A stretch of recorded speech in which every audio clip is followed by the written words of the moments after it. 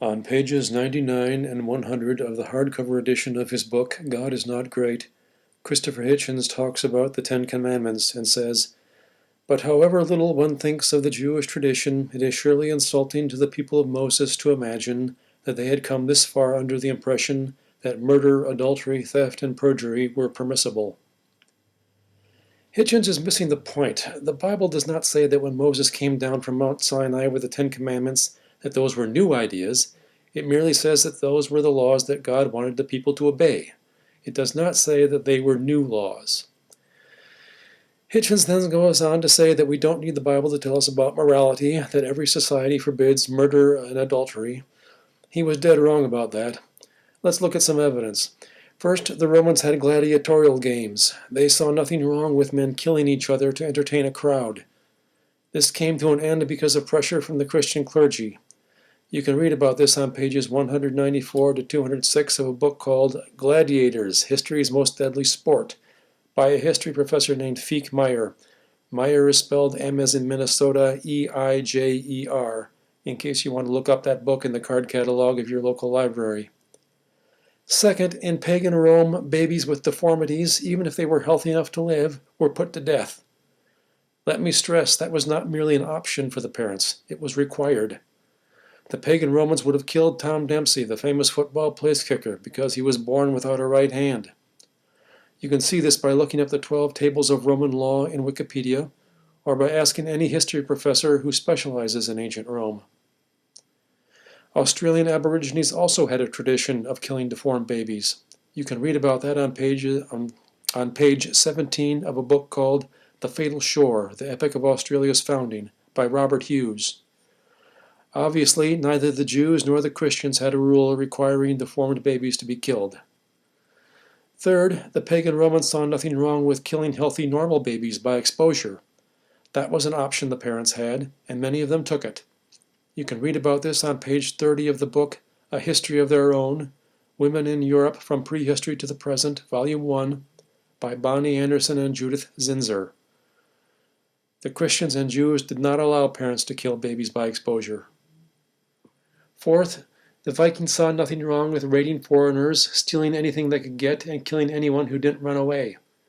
Christian theologians, such as St. Augustine of Hippo and St. Thomas Aquinas, were the first people in Europe to argue that you don't have the right to attack people just because they are foreigners. Fifth, dueling used to be pretty common in the United States and Europe.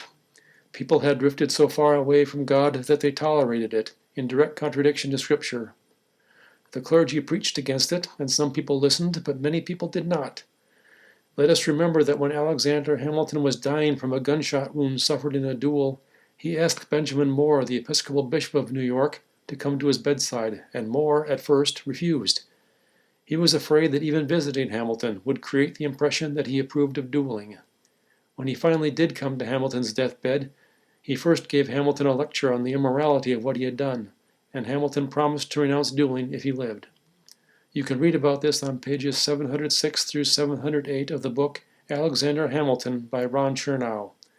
Chernow was spelled C-H-E-R-N-O-W if you want to look up that book in the card catalog of your local library.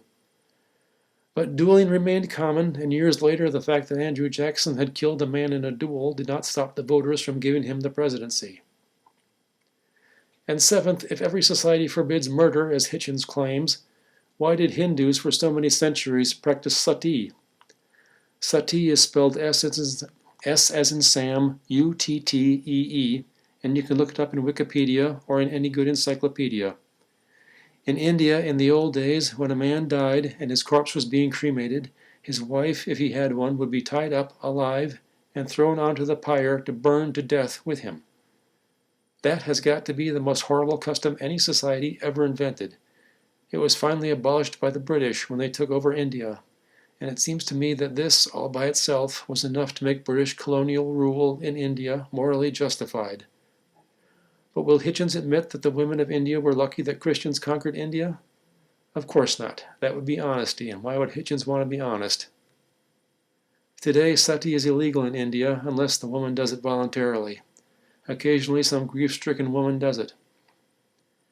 And why does Hitchens talk as if adultery is obviously wrong? The pagan Romans gave a man the right to have his wife put to death for it, but saw nothing wrong with a married man having one or more mistresses, or hiring prostitutes. You can read about this on page 21 of the book A History of Their Own, Women in Europe from Prehistory to the Present, Volume 1, by Bonnie Anderson and Judith Zinsser. Many other cultures seem to have had the same attitude.